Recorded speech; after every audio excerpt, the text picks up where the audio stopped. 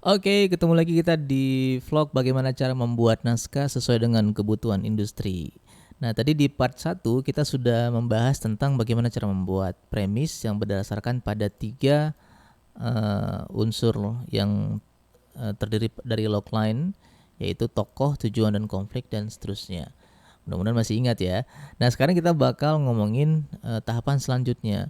Setelah kemudian sinopsis disetujui oleh produser, maka biasanya naskah kamu itu sudah masuk ke tahap berikutnya, yaitu membuat plot gitu ya. Ini sebelum membuat naskah ya. Membuat plot. Plot apa? Ya plot itu seperti namanya ada alur. Cuman kalau misalnya eh, disebut bahwa plot itu persis sama dengan alur, itu beda. Karena kalau alur kan kronologis cerita, sementara kalau plot itu adalah pengorganisasian alurnya. Jadi apa yang dia organisasi? Ya macam-macam. Salah satu yang paling sering, paling biasa ya kita jumpai dalam film adalah pengorganisasian alur dari film, apakah dibuat alur maju atau alur mundur atau alur maju mundur gitu. Nah, jadi biasanya itu untuk kebutuhan eh, apa ya? Untuk kebutuhan menarik penonton. Jadi di awal film kalau misalnya terlihat bahwa eh, eksposisinya itu terlalu biasa, maka akan dimundurkan dulu sebuah bagian dari ujung film atau tengah film ke bagian depan film agar penonton eh, eh, jadi penasaran dengan apa yang akan terjadi, seperti itu. Kira-kira seperti itu. Itulah yang dimaksud dengan plot.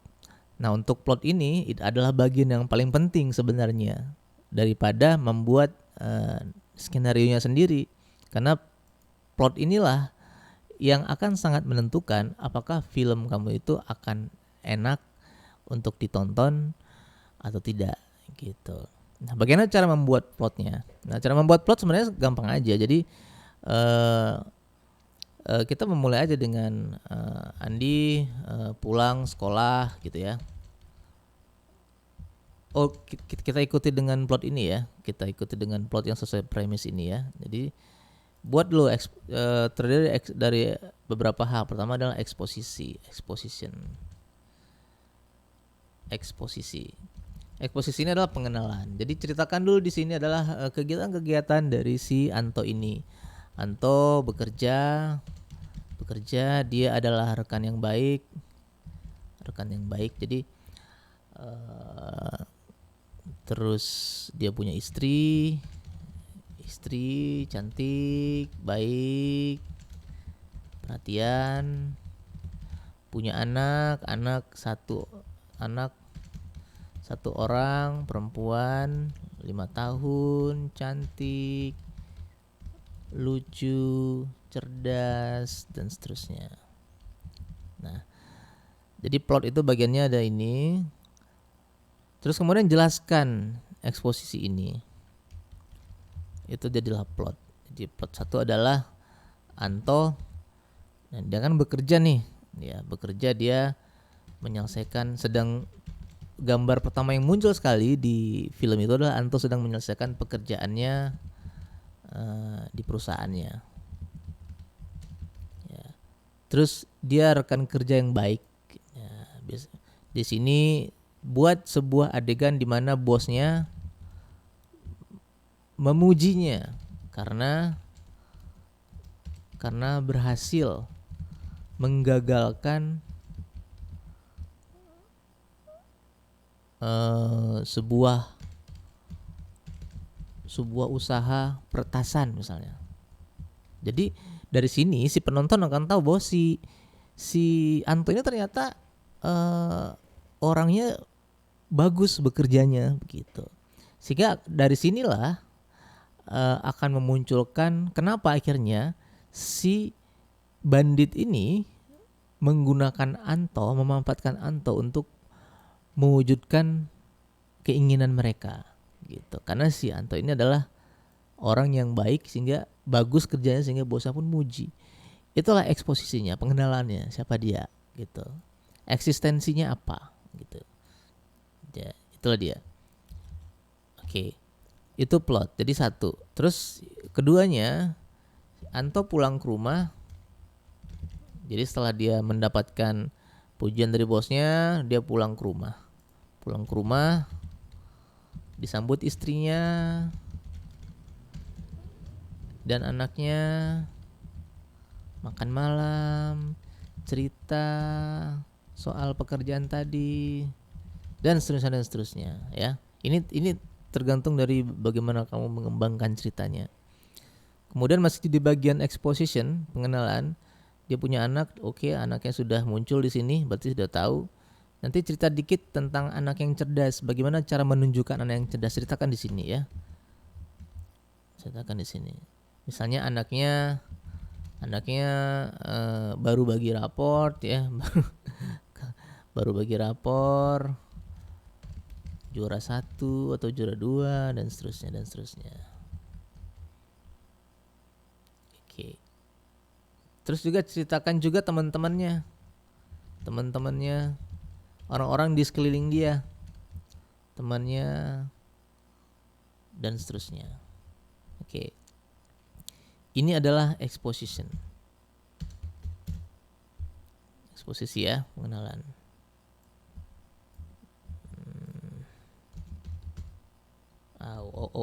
Kenapa ini? Oke.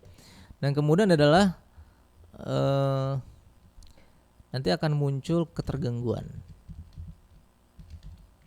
Terus ada point of attack. Terus ada midpoint.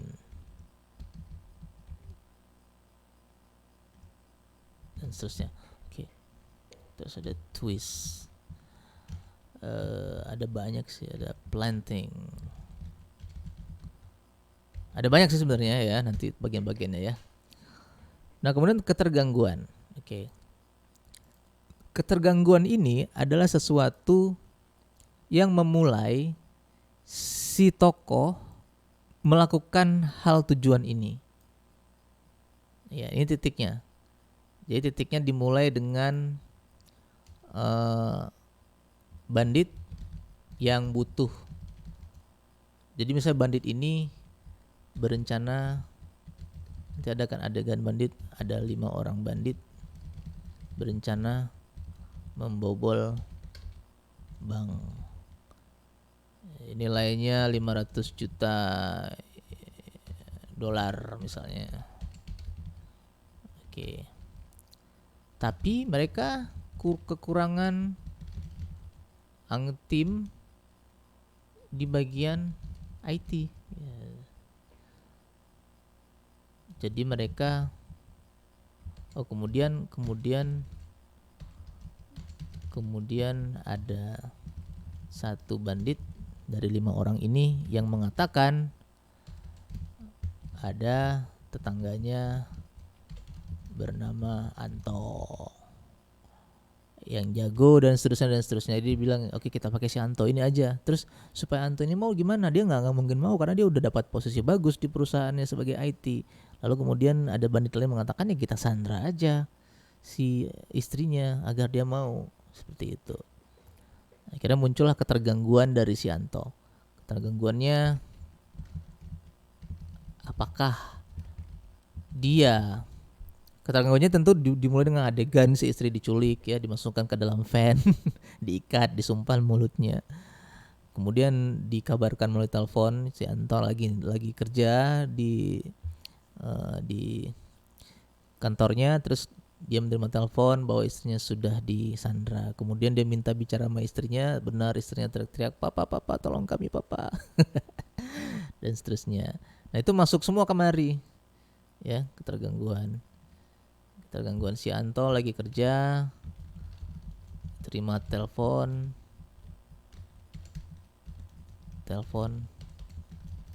dari teroris. Nanti terus kemudian dia ngapain dia diskusi dulu sama rekan kerjanya, sama bosnya.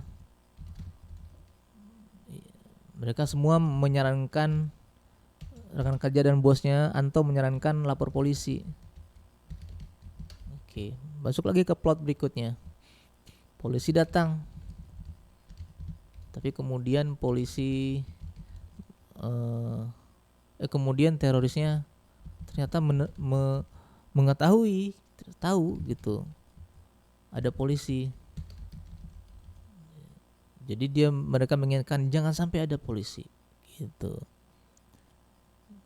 Nah kemudian Anto memutuskan tidak menggunakan lagi jasa polisi. Ya.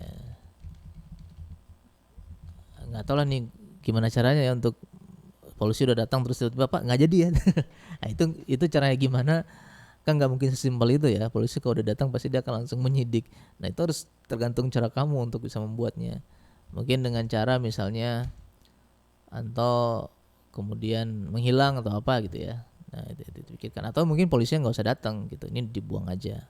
Nah ini makanya penulis skrip ini adalah Tuhan untuk ceritanya. Jadi kamu terserah kamu mau ngapain aja, kamu buang ini, kamu nggak perlu kamu buang. Atau akhirnya memutuskan,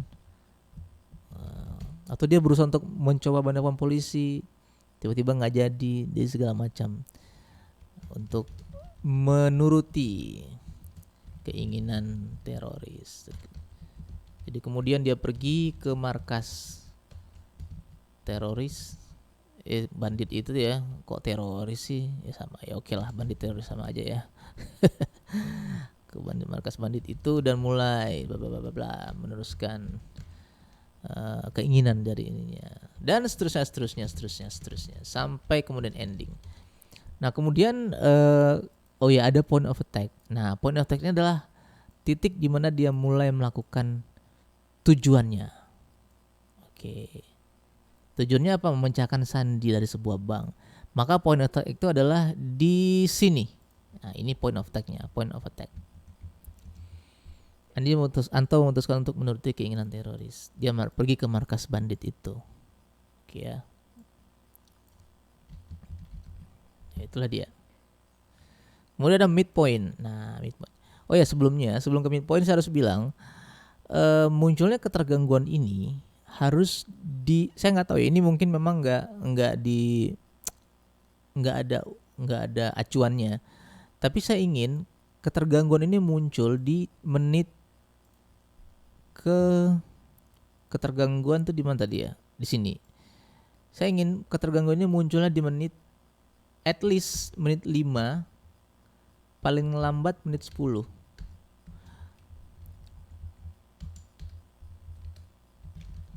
Jangan lebih dari 10 menit. Karena kalau misalnya dari 10 menit belum muncul ketergangguan, penonton bosan.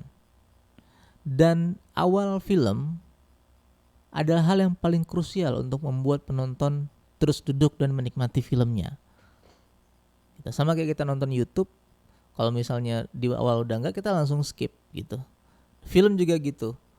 Kalau orang nonton bioskop mungkin dia memang nggak bisa geser. Tapi kalau misalnya dia nonton di platform yang lain, dia akan langsung udahlah, nggak seru segala macam, dan kita akan kehilangan gaungnya. Artinya kan misalnya orang mungkin dia nonton gratisan misalnya, tapi setidaknya dari pembicaraan dia, ini filmnya keren loh, orang akhirnya akan ada gaungnya, membuat film kamu itu jadi pembicaraan dan akhirnya membuat film kamu itu laku gitu. Kira-kira seperti itu. Jadi ketergangguannya harus muncul di secepat-cepatnya lah. Selesai exposition, begitu exposition selesai, pengenalan selesai, langsung masukin ke ketergangguan. Jangan tunggu lama-lama lagi. Jangan bikin adegan-adegan dan dialog-dialog yang gak perlu dan bertele-tele. Langsung masuk, bikin ketergangguan terus. Gak ada masalah film cepat selesai. Penting 1 jam 30 menit atau 90 menit gitu. Gak dari situ. Oke ya, itu ya. Nah point of attack juga begitu. Buat secepat-cepatnya ya, tapi jangan buru-buru juga. Yang penting saya pikir poinnya di sini sih, di ketergangguan. Bikin usahakan di 5 sampai 10 menit. Mungkin kalau menit 5 mungkin terlalu cepat. Oke, bikin 7 sampai 10 menit. Penting jangan lebih dari 10. Lebih 1-2 menit, 11, 12 oke. Tapi kalau udah 20 menit belum mulai muncul ketergangguan, apalagi point of attack-nya juga terlalu lama, akhirnya itu udah gawat ya.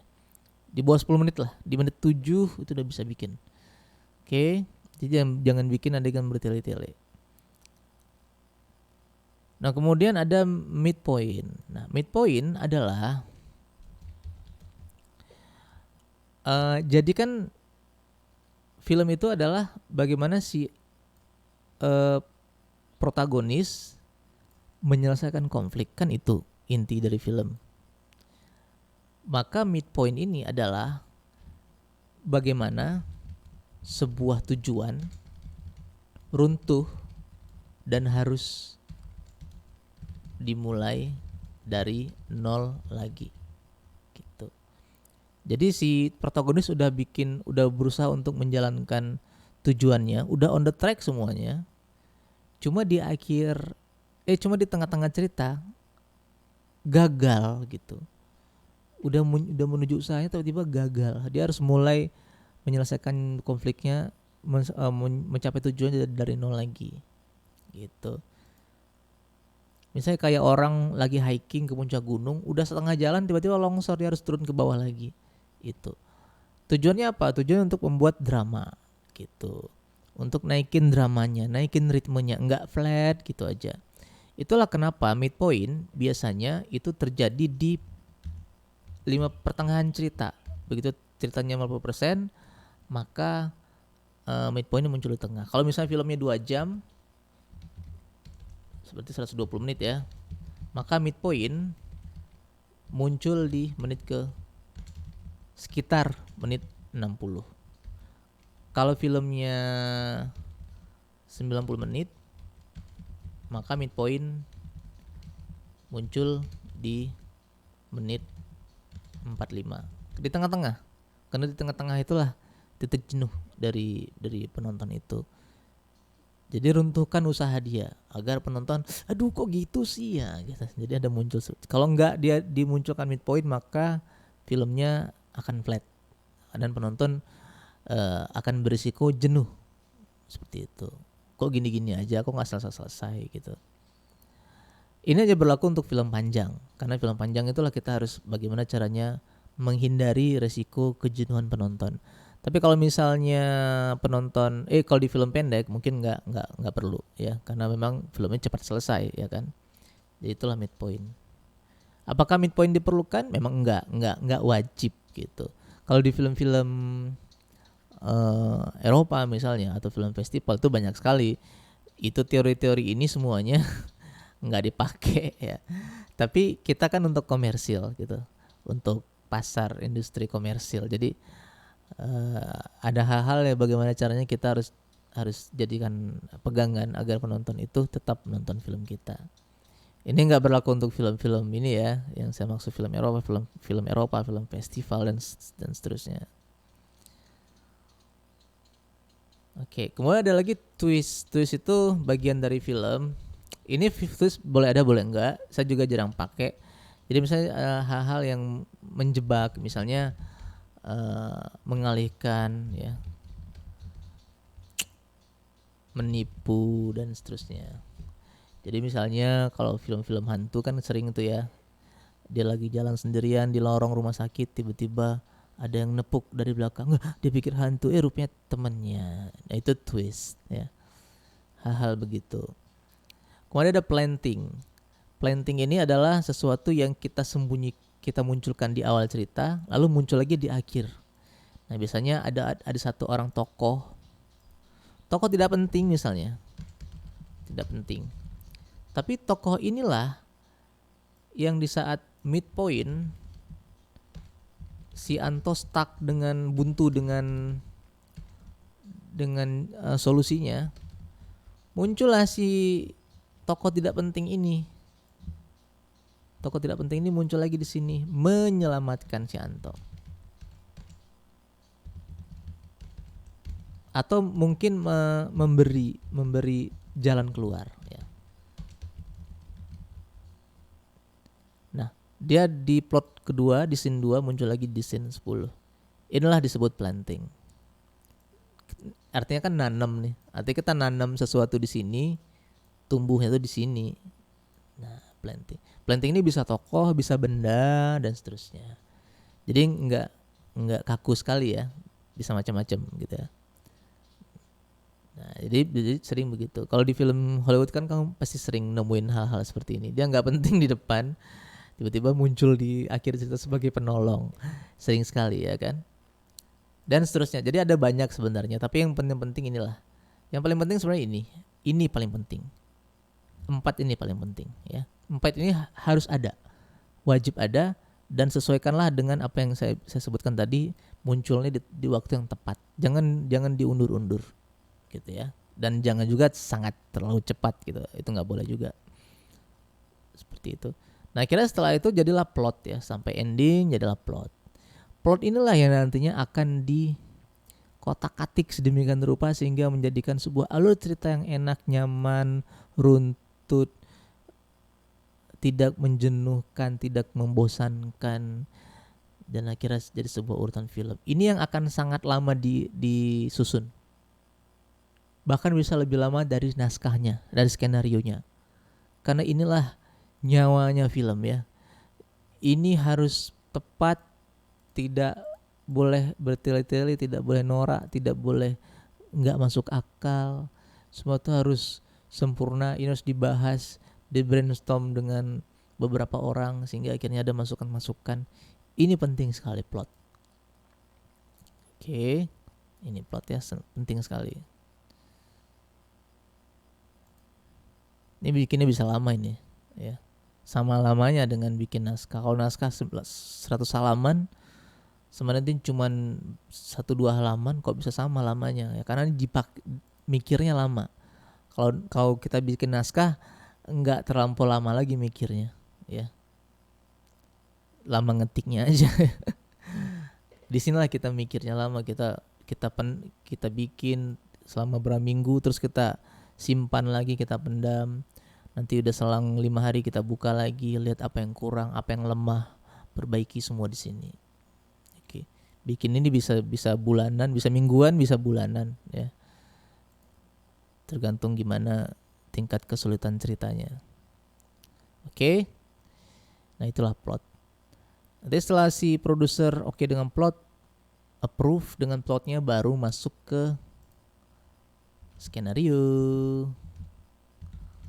Nah, skenario ini nanti akan ada draft 1, draft 2, dan draft 3.